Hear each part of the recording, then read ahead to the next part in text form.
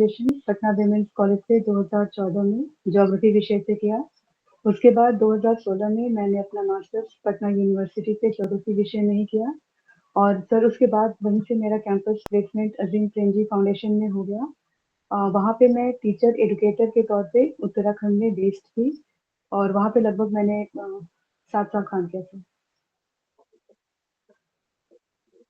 आपने पटना विमेंस से कब किया ग्रेजुएशन? सर 2014 में। 2014। इसका क्या इतिहास है पटना विमेंस कॉलेज का? सर 1940 में इसकी स्थापना हुई थी फादर सुलिवान और सिस्टर जोसेफिन के द्वारा, और ये बिहार का पहला विमेंस कॉलेज है। तो विमेंस एजुकेशन को लेकर के ब्रिटिश एजुकेशन सबसे पहले मतलब कब पॉलिसी लाई थी, कुछ जानकारी है? सॉरी सर, ब्रिटिश शर्ट्स ने कब लाया इसकी जानकारी तो नहीं है, बट पहला विमेंस किस यूनिवर्सिटी। किस कमीशन के तहत एजुकेशन, जो विमेन एजुकेशन को बढ़ावा दिया जाए कुछ? हाँ, क्या बता रहे थे, बताइए।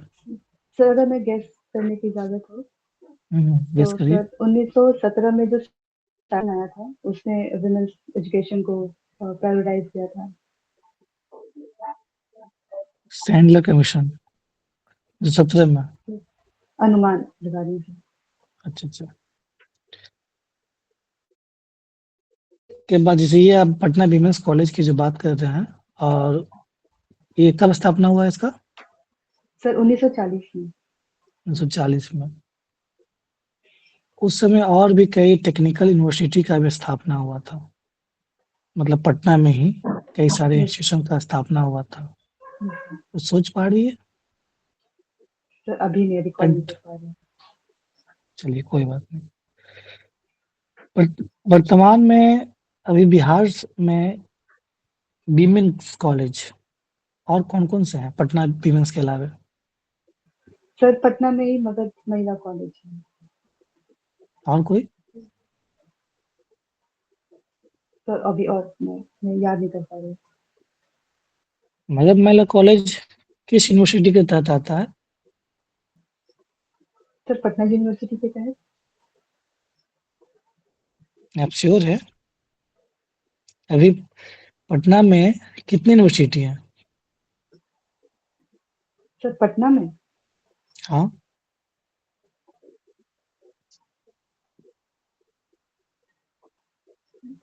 सर मुझे पटना यूनिवर्सिटी का अनुमान है। सिर्फ पटना यूनिवर्सिटी या कोई है पटना में यूनिवर्सिटी? सर मेरी जानकारी मिली है। अच्छा, ये बताइए कि पूरे बिहार में कितनी यूनिवर्सिटी है? यूनिवर्सिटी समांतर दो तौर का होता है, एक होता है स्टेट यूनिवर्सिटी और एक होता है, एक और कौन सा होता है? सेंट्रल यूनिवर्सिटी से। Central university. तो बिहार में कितने सेंट्रल यूनिवर्सिटी हैं और कितने स्टेट यूनिवर्सिटी हैं? सर बिहार में 4 सेंट्रल यूनिवर्सिटीज हैं और 20 कौन स्टेट कौन? यूनिवर्सिटीज हैं। सर सेंट्रल यूनिवर्सिटीज में एक साउथ बिहार सेंट्रल यूनिवर्सिटी है ठीक है। और एक नालंदा यूनिवर्सिटी सर जो अभी हाल फिलहाल में बना है। ठीक है। और और बाकी 2 का मैं सर नाम याद नहीं कर पा रही हूँ। महात्मा गांधी सेंट्रल यूनिवर्सिटी, नाम सुना है? सॉरी सर, मैं रिकॉल नहीं कर पा रही हूँ। अच्छा, ये बताइए कि सेंट्रल यूनिवर्सिटी और स्टेट यूनिवर्सिटी में बेसिक क्या डिफरेंस है? सर सेंट्रल यूनिवर्सिटी की फंडिंग सेंटर से होती है और स्टेट हम्म, यूनिवर्सिटी की स्टेट से, as far as I can recall sir. अच्छा, तो ये बताइए कि स्टेट यूनिवर्सिटी का फंडिंग किस मामले में है? एक होता है कि कॉलेज का इंफ्रास्ट्रक्चर चलाना है, या जो कॉलेज में प्रोफेसर हैं उसकी सैलरी वगैरह, तो ये कौन करता है? राजभवन करता है या शिक्षा विभाग करता है? सॉरी सर, मैं इसको देख लूंगी, मैंने कभी अच्छा, देखा चलिए, नहीं कोई इसको बात अच्छे से। नहीं। ये बताइए हमें, आपकी हॉबी क्या है? सर हॉबी हाइकिंग और कहानियां और उपन्यास पढ़ना सर। अच्छा, कहानियाँ, उपन्यास पढ़ना। आप किस तरह का उपन्यास पढ़ना पसंद करते हैं? सर वैसे तो मैं हिंदी और इंग्लिश दोनों के उपन्यास और कहानियाँ पढ़ती हूँ, पर इंटरेस्ट सर हुँ, ज़्यादातर हिंदी के उपन्यास और कहानियाँ पढ़ने में है। तो बताइए हिंदी का कौन-कौन सा पढ़े हैं? 4-5 सर बताइए। मन्नू भंडारी को पढ़ा है, भगवती चरण वर्मा, निर्मल वर्मा, इस्मत चुगताई, मंटो, यशपाल। ठीक है। Okay, okay. ये बिहार में बहुत सारे लेखक रहे हैं, जो कि यस गद्य में एक यस अच्छी रही है। कौन-कौन है, कुछ जानते हैं? यस सर, फणीश्वरनाथ रेणु बताइए। है। हाँ, फणीश्वरनाथ रेणु जी, नागार्जुन, रामवृक्ष बेनीपुरी, शिवपूजन सहाय, ये और देवकी नंदन खत्री, ये गद्य में लिखते हैं, और कविताएं में विद्यापति जी हैं, और केदारनाथ मिश्र प्रोज पोएट्री के। और एक कोई छूट रहे हैं, बहुत बड़े कवि छूट रहे हैं। सर कवि में ये रामधारी सिंह दिनकर जी कवि में। हुँ। अच्छा ये बताइए फणीश्वरनाथ रेणु का पढ़े हैं महिला आंचल? ये सर मैं नाचल पढ़ा है। क्या कहता है महिला आंचल? क्या उसका एसेंस क्या है? सर काफी पहले पढ़ी थी, और जो एजेंट्स मुझे याद आ रहा है सर, उसमें जो राजनीति में ग्रास रूट लेवल के कार्यकर्ता होते हैं, उनका क्या डिलेमा होता है, इसके बारे में उसने खास तौर पे लिखा गया है। वर्तमान में भी राजनीतिक देख लीजिएगा, आप एग्ज़ैक्ट सही एसेंस बता यस रही है सर कि नहीं? Yes sir yes sir yes हाँ, वर्तमान में भी बिहार सरकार या बिहार में ख़ास करके जो स्थानीय राजनीति है सर। या स्थानीय प्रशासन कहिए, आप क्या-क्या चुनौतियाँ देखते हैं? सॉरी सर, एक बार फिर से क्वेश्चन रिपीट कर दीजिए। अभी वर्तमान पृष्ठभूमि में हम्म, अगर हम मान लिए फणीश्वरनाथ रेणु कहीं पढ़ते हैं, उन्हें बहुत तरीके से ग्रामीण पृष्ठभूमि को ज़िक्र करते हुए समस्याओं को जो प्रशासन कैसे उस तरह से ग्रामीण स्तर तक, निचले स्तर तक हम लोग नहीं पहुँच पाए हैं, जिस वजह से विकास की रोशनी अभी तक वहाँ तक नहीं पहुँची है। तो आप अपने स्तर से योजनाओं को सबसे अंतिम स्तर तक, अंतिम कड़ी तक पहुँचने में क्या-क्या चुनौतियाँ देखते हैं? जी सर। तो 3-4 सर बताइए जो चुनौतियाँ। जी सर, हुँ, सर पहली चुनौती कनेक्टिविटी को लेकर हो, या वो फिजिकल कनेक्टिविटी हो या फिर टेक्निकल कनेक्टिविटी हो, पहली। और दूसरी सर, टेक्नोलॉजी का दौर है इस समय, और ई गवर्नेंस पे हमारा काफी फोकस है, हुँ, जिससे कि आम जनता तक और लास्ट पीपल तक हम कनेक्टिविटी बना सकते थे टेक्नोलॉजी के हुँ। इंटरवेंशन से, लेकिन बिहार में हम टेक्नोलॉजी का वो उपयोग कर पाने में जिससे कि जनता को प्रशासन से सीधे जोड़ा जा सके, उसमें हम थोड़े पिछड़ गए हैं। तो ये दो समस्याएं मुझे लगती हैं सर, राजनीति में और लोगों को लोक प्रशासन से जोड़ पाने में। और कोई समस्या नहीं है? अभी फ़िलहाल 2 ही याद कर पा रहे सर हैं। फिलहाल मैं दो ही हुँ, समस्या बता रही हूँ। आपका प्रेफ़रेंस क्या है? सर प्रेफ़रेंस क्या है? बिहार पुलिस सर्विसेज पहला प्रेफरेंस है। बिहार पुलिस सर्विस पहला प्रेफ़रेंस है। आप अपने सपोज़ करिए कि अभी मान लिए एज ए डीवाईएसपी आप अपने पद ग्रहण की हुई है और आपको समस्या आती है कि एक विधायक आपके क्षेत्र के जो मतलब समझ लीजिए रसूखदार विधायक है और आपको ये धमकी देते हैं कि हमको ये काम कराना है जी और आपके वरीय पदाधिकारी का भी फ़ोन आता है जी कि वो हमारे अपने आदमी हैं, उसका काम कर दीजिए। जी और लेकिन ये काम पूर्ण रूप से जब आप देखते हैं तो आपको लगता है कि लीगल नहीं है। आप जी क्या-क्या स्टेप लेंगी? कैसे इसको टैकल करेंगे? वरीय पदाधिकारी का भी फ़ोन आ चुका है। जी आई मीन आप एसडीपीओ के तौर पे पोस्टेड हैं, तो आपके एसपी साहब का फ़ोन आ गया है। तो आप क्या-क्या स्टेप लेंगी? 2-3 स्टेप बताइए। उसको कैसे आप टैकल करेंगे? जी। तो सर मैं अपनी पोस्ट के दौरान ली गई शपथ का जो है पालन करने की कोशिश करूंगी, संविधान के प्रति अपनी निष्ठा और कानून के पालन का। और चूंकि मेरे जो सीनियर ऑफिसर हैं, उनके उनके द्वारा भी दबाव आ रहा है। तो ऐसे में मेरी पहली जो प्रायोरिटी होगी वो होगी कि अगर हम एसपी के ऊपर के भी अगर सीनियर हैं, उनसे अगर मैं बात कर पाऊँ और अपनी समस्या उनसे साझा कर पाऊँ और उनकी राय इस पर ले पाऊँ, तो मैं पहला काम ये करूँगी। और दूसरा, अगर वहाँ से भी मुझे संतुष्टिपूर्ण उत्तर नहीं मिल पाता है, तो मैं अपने कलीग से बात करने की कोशिश करूँगी इस मामले में, उनकी क्या राय है, या अगर वो इस प्रकार के एक्सपीरियंसेस से गुजर चुके हैं, तो उनकी राय को मैं सर इंक्लूड करने की कोशिश करूँगी। ठीक है, आप राय लेंगे लेकिन वो आपके जो रसूखदार विधायक है, उसको कैसे समझाएँगे? वो कह रहे हैं मेरा काम कर ही दीजिए, नहीं करिएगा तो आपको ट्रांसफ़र करवा देंगे। सर, जो मेरी अ, दायित्व है जो मेरा अपने पोस्ट के प्रति, सर उसके साथ मुझे पूर्ण रूप से अपनी निष्ठा दिखानी है और इस तरीके के दबाव में तो नहीं आऊँगी सर, ये तो तय बात है। और बातचीत करके सुलझाने की कोशिश करूँगी सर, इसमें अपने सीनियर्स की सहायता ले सकती हूँ या कलीग्स की। अमेरिका में चुनाव होने वाले हैं, कब चुनाव है अमेरिका में? सर नवंबर में चुनेंगे। नवंबर में है। वहाँ पे एक प्रचलन है प्री वोटिंग का, जानते हैं प्री वोटिंग? सर एग्जैक्ट मुझे नहीं पता, तो मैं बोलने की स्थिति में नहीं हूँ। कोई बात नहीं, ओके। रुपेश सर? जी, धन्यवाद सर। ऋचा, एक शब्द अभी काफी चर्चा में है, right to recall. Yes sir. इसके बारे में क्या जानते हैं आप? सर राइट टू रिकॉल ये राइट प्रोवाइड करता है कि हमने अपने जो प्रतिनिधि चुनकर भेजे हैं और उन्होंने हमसे जो वादे किए थे, अगर वो उससे खरा नहीं उतरते हैं, तो 5 साल से पूर्व ही हम उनको हटा सकते हैं, उनके पद से उनको वापस बुला सकते हैं। तो भारत के किस राज्य में ये लागू है अभी?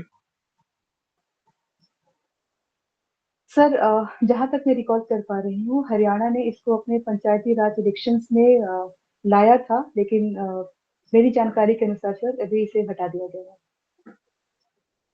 अभी दो मुख्यमंत्री का स्टेटमेंट आया है, एक तो आंध्रा के मुख्यमंत्री हैं। उनका यस कहना सर। है कि कम से कम 2 बच्चों से ज्यादा जिन्हें बच्चे रहेंगे, उन्हें ही पंचायती चुनाव लड़ने का परमिशन दिया जाएगा। दूसरा, तमिलनाडु के मुख्यमंत्री जी का कहना है कि बच्चे ज्यादा होने चाहिए। भारत के यस सर। जनसंख्या के परिवेश में देखते हुए आपको क्या लगता है कि इन मुख्यमंत्रियों का स्टेटमेंट सही है? सर अगर हम भारत के पॉपुलेशन या डेमोग्राफी को देखें, तो उत्तरी भारत में पॉपुलेशन बर्स्ट के कगार पर है और साउथ बिहार में लेकिन उन्होंने अपनी जनसंख्या को कंट्रोल में किया हुआ है। फर्टिलिटी रेट काफी कम हो गई है और इन दोनों प्रदेशों के मुख्यमंत्री का बयान आने वाले समय में डिलिमिटेशन जो होने वाला है और उसमें सीटों के रिप्रेजेंटेशन में कमी को देखते हुए इस प्रकार के बयान आ रहे हैं। लेकिन अगर मैं भारत की डेमोग्राफी को ओवरऑल देखते हुए इस तरीके के बयान को मैं देखूं, तो इस तरीके के बयान गरिमामय पद पर स्थापित मुख्यमंत्रियों से अपेक्षित नहीं है, क्योंकि भारत का पॉपुलेशन बहुत ज्यादा है और हम डेमोग्राफिक डिविडेंड के फेज से गुजर रहे हैं। तो और अब हम जनसंख्या कंट्रोल की बात कर रहे हैं नेशनल लेवल पे, तो अब हम भारत को एक संपूर्ण राष्ट्र के तौर पे देखने की ज़रूरत है, ना कि इसे हम साउथ और नॉर्थ बिहार में डिवाइड के तौर पे देखें और हम अ, नॉर्थ में जनसंख्या कंट्रोल की बात करें और साउथ में बढ़ाने की बात करें। आंध्र प्रदेश के मुख्यमंत्री जी का बयान था कि जब हम गांव में जाते हैं तो वहां वृद्ध के अलावा कोई दिखता नहीं है, युवा तो गांव में है ही नहीं। आगे आने वाले समय में जो है कि जनसंख्या काफी बूढ़ी हो जाएगी, हमें युवाओं की आवश्यकता है, वर्किंग पॉपुलेशन चाहिए, वर्क फोर्स चाहिए हमें, तो इसलिए बच्चे जो है कि ज्यादा होने चाहिए।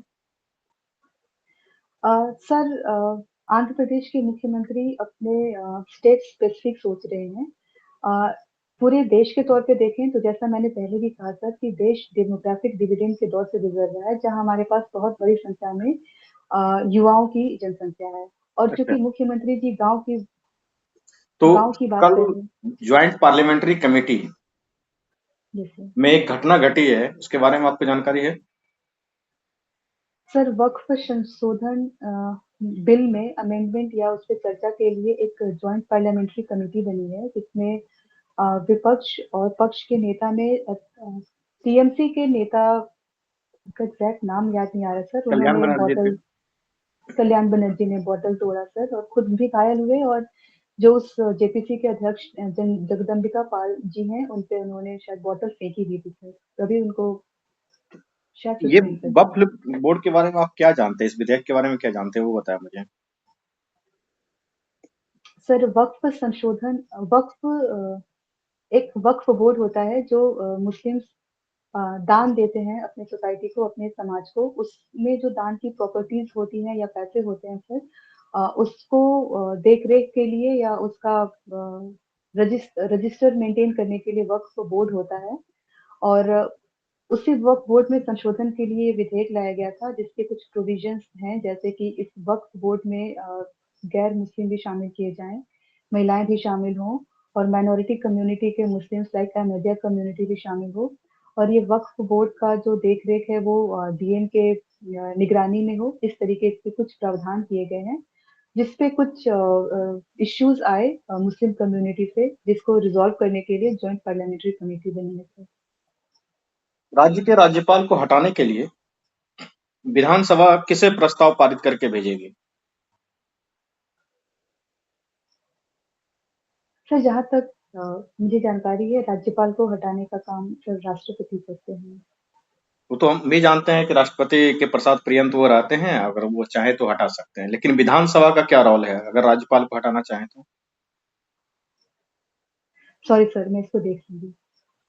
अच्छा, आपका ऑप्शनल सब्जेक्ट क्या है।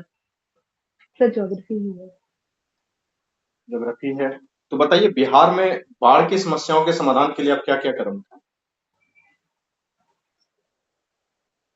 सर बिहार में बाढ़ की समस्याओं के लिए 3 स्तर पे काम होने चाहिए। एक तो बिहार बाढ़ से आने के पूर्व की, दौरान की और बाद की जो मेजर्स हैं लिए जाने चाहिए।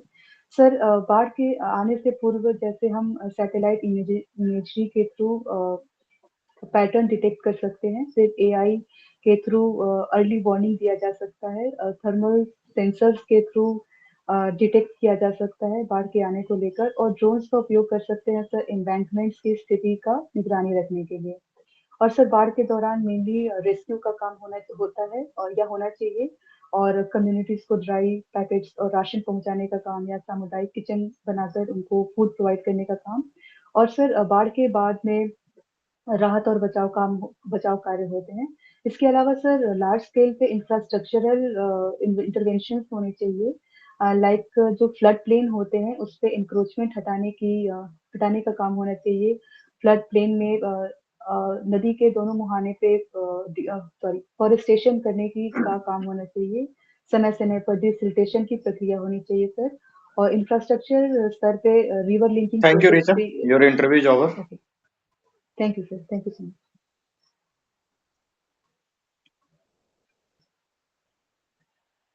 रीचा, आपका इंटरव्यू कब है। सर परसों है। परसों, ठीक है। कैसा कितना आप रेट करेंगे अपना इंटरव्यू को, आज के इंटरव्यू को आउट ऑफ 10। 6 सर 6। 6। 6 क्यों, 10 क्यों नहीं, 8 क्यों नहीं। सर एजुकेशन और कॉलेज से रिलेटेड बहुत सारे क्वेश्चंस के आंसर मुझे नहीं आते थे, तो ऑन दैट बेसिस। और बाकी ठीक था।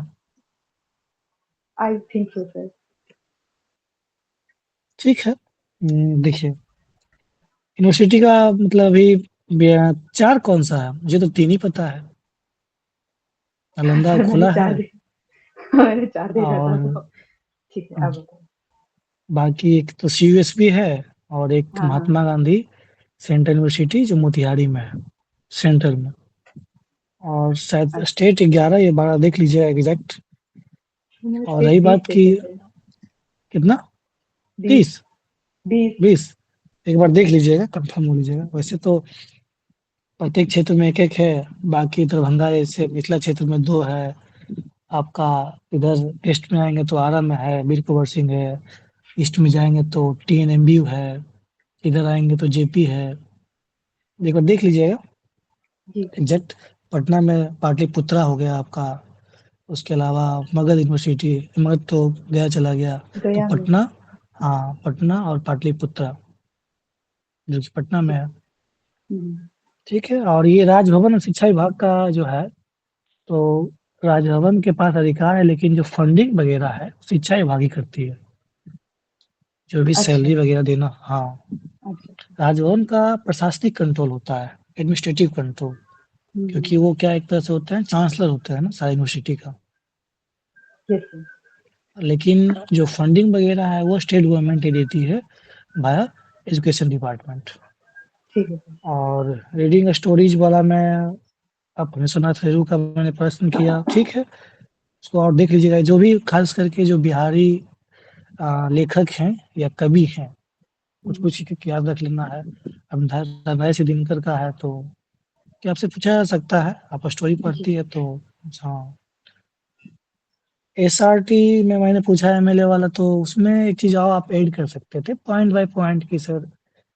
अगर हमारे वरीय प्राधिकारी का फ़ोन आया है तो सबसे हाँ, पहले मैं देखूँगी कि उनका किस तरह का काम है। क्या यह लीगल है या हमारे एसओपी के अंडर आता है, स्टैंडर्ड ऑपरेटिंग प्रोसीजर हमारे हुँ, विदिन गाइडलाइंस के अंदर है या नहीं है। अगर गाइडलाइंस के अंदर होगा तो मैं प्रयास करूँगी उसका काम का काम हो जाए।